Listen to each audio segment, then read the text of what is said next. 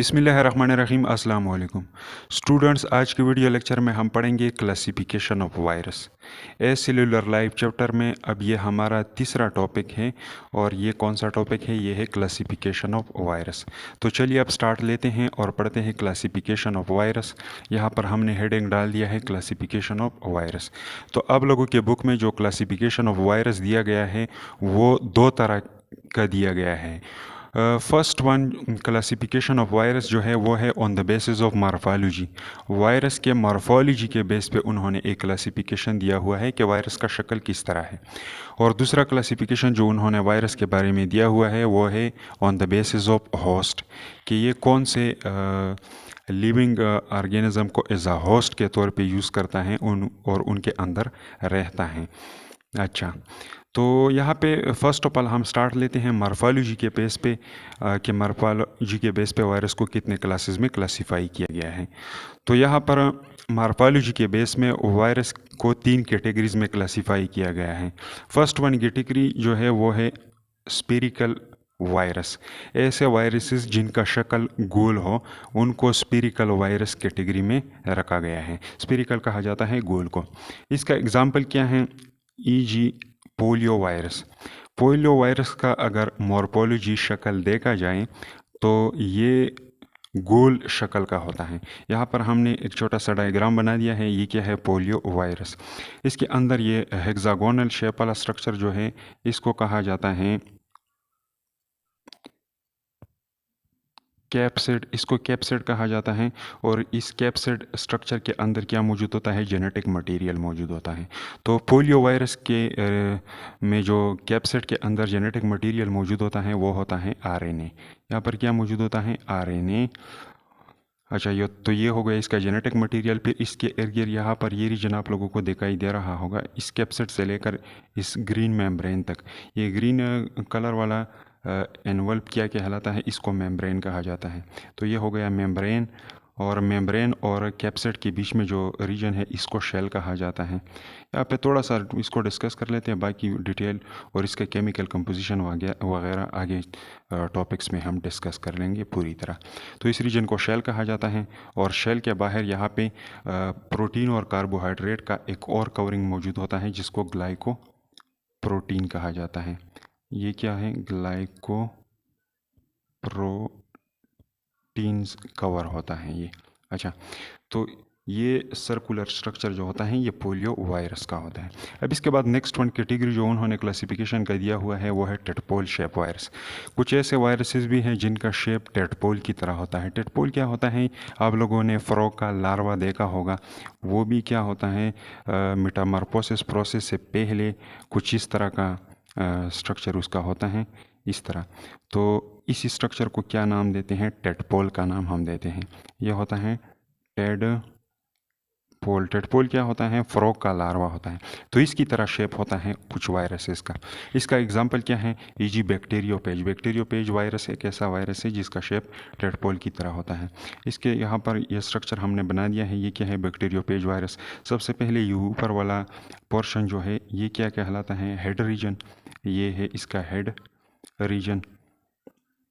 और इस head region में इसका जेनेटिक मटेरियल मौजूद होता है। तो इस केस में हेड रीजन में जो जेनेटिक मटेरियल मौजूद होता है वो डीएनए की शक्ल में है। तो बैक्टीरियोपेज के अंदर डीएनए मौजूद होता है। इसके अलावा ये नीचे स्टेम लाइक स्ट्रक्चर, इसके साथ साथ ये छोटे छोटे पाँव नुमा स्ट्रक्चर जो है, फीट नुमा स्ट्रक्चर, इस पूरे स्ट्रक्चर को कहा जाता है टेल रीजन। ये क्या है? Tail region. तो ये दो रीजन होते हैं किस चीज़ के? बैक्टीरियोपेज वायरस के। तो ये भी किस तरह दिखाई देता है? इस तरह, जिस तरह एक टेडपोल का स्ट्रक्चर होता है। अच्छा, तो ये हो गया सेकंड कैटेगरी। इसके बाद थर्ड वन कैटेगरी है। थर्ड वन कैटेगरी मॉर्फोलॉजी के बेस पे जो है वो है रोड शेप वायरस, डंडे नुमा शेप वाले वायरसेस। तो इसका एग्जाम्पल है tobacco mosaic virus. Tobacco mosaic virus को अगर देखा जाए तो इसके क्रिस्टल जो होते हैं ऐसे डंडा नुमा होते हैं। यहाँ पर एक कवरिंग मौजूद होती है इसके इर्द गिर्द। और इस कवरिंग के अंदर क्या मौजूद होता है? जेनेटिक मटेरियल मौजूद होता है जो मैंने यहाँ पे रेड कलर से रिप्रेजेंट कर दिया है। और ये जेनेटिक मटेरियल डीएनए होता है या आरएनए होता है। तो टोबैको मोज़ाइक वायरस के केस में यहाँ पर ये जेनेटिक मटेरियल जो है ये आरएनए होता है। तो इसका शेप जो है ये रोड की तरह होता है, ये एक डंडा नुमा सा शक्ल दिखाई देता है। अच्छा, तो मॉर्फोलॉजी के बेस पे उन्होंने ये 3 तरह का क्लासिफिकेशन दिया है।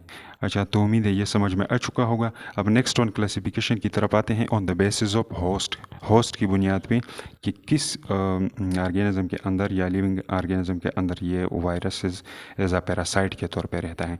एक बात यहाँ पे आप लोग जहन नशीन कर ले, और ये इम्पोर्टेंट है कि ऑल वायरसेस आर पैरासाइट। तमाम वायरसेस, जितने भी वायरसेस हैं, ये सारे के सारे क्या हैं? पैरासाइट्स हैं। पैरासाइट्स वो ऑर्गेनिज्म होते हैं जो अपना खुराक खुद तैयार नहीं कर सकते और दूसरे ऑर्गेनिज्म के ऊपर अटैक करते हैं और उनसे अपना खुराक भी हासिल करते हैं और उसके अंदर डिजीज़ भी काज करती हैं। तो जितने भी वायरसेस हैं ये तमाम के तमाम क्या होते हैं? पैरासिटिक इन नेचर होते हैं। अच्छा, होस्ट की बेस पे यहाँ पर सबसे पहला क्लासिफिकेशन जो दिया है वो है प्लांट वायरसेस। कुछ ऐसे वायरसेस हैं जो प्लांट के ऊपर अटैक करते हैं, उनसे अपना खुराक भी हासिल करते हैं, उसके अंदर डिजीज़ भी काज करती हैं। इसमें फर्स्ट वन वायरस है TMV virus, tobacco mosaic virus. यहाँ पे हमने शॉर्टकट में लिख दिया है टोबैको मोज़ाइक वायरस।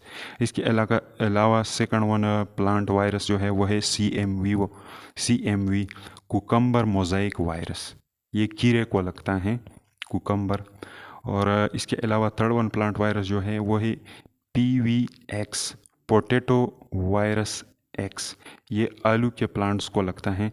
इसके अलावा नेक्स्ट वन है CAMV, ये है कुकम्बर मोज़ाइक वायरस।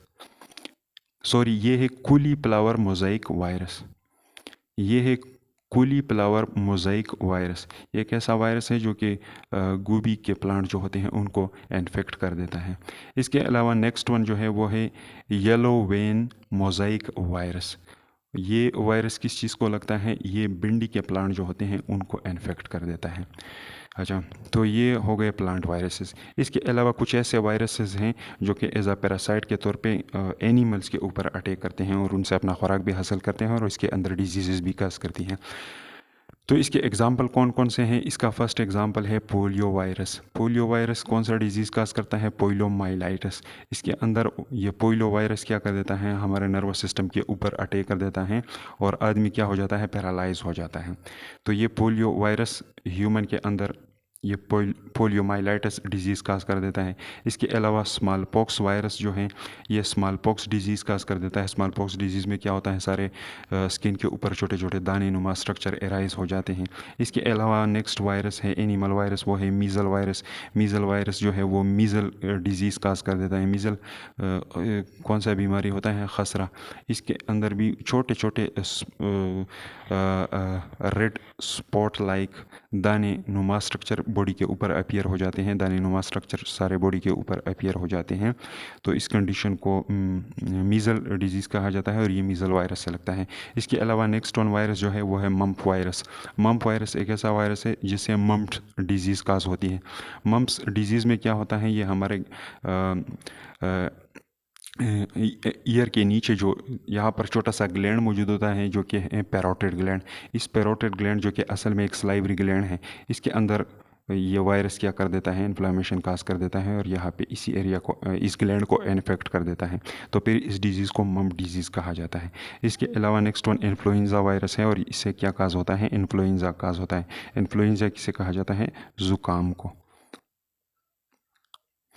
अच्छा, तो ये हो गए कुछ एनिमल वायरसेस। अब इसके अलावा कुछ ऐसे वायरसेस भी हैं जो कि बैक्टीरिया के ऊपर अटैक करती हैं और इनको बैक्टीरियोपेज वायरस कहा जाता है या सिंपली इसको पेज वायरसेस कहा जाता है। इसका एग्जांपल है बैक्टीरियोपेज, जो यहाँ पे पहले हमने डिस्कस कर लिया। ये वायरस क्या है? बैक्टीरियोपेज वायरस अटैक ऑन बैक्टीरिया। ये बैक्टीरिया के ऊपर अटैक कर देता है और उसको इन्फेक्ट कर देता है और उसके ज़रिए अपना मल्टीप्लिकेशन प्रोसेस भी करवाता है।